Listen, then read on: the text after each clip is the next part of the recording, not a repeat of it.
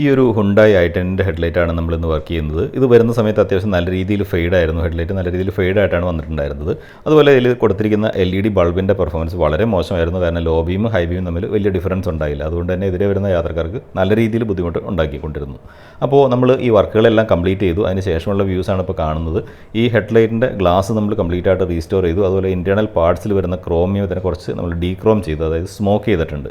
അപ്പോൾ അത് കൂടാതെ നമ്മളിതിൻ്റെ അകത്ത് കൊടുത്തിരിക്കുന്നത് ഈ ഓസ്റാമിൻ്റെ CBI Pro പ്രൊജക്ടറാണ്, ബൈ LED പ്രൊജക്ടറാണ്.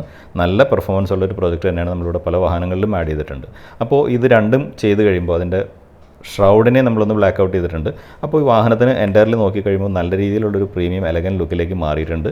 ബമ്പറിൽ ചെറിയ പെയിൻറ്റ് കറക്ഷൻസ് ഒക്കെ ബാക്കിയുണ്ട്. അതെല്ലാം കൂടെ ചെയ്ത് കഴിയുമ്പോൾ നല്ല രീതിയിൽ പെർഫോമൻസും അതുപോലെ നല്ല അപ്പിയറൻസ് നമുക്ക് ഈ വാഹനത്തിന് കിട്ടും.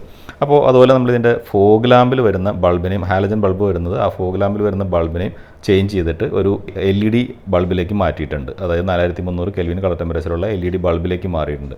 അപ്പോൾ മൊത്തത്തിൽ ഈ വാഹനത്തിന് നല്ല രീതിയിലൊരു പെർഫോമൻസ് ചേഞ്ച് കിട്ടിയിട്ടുണ്ട്.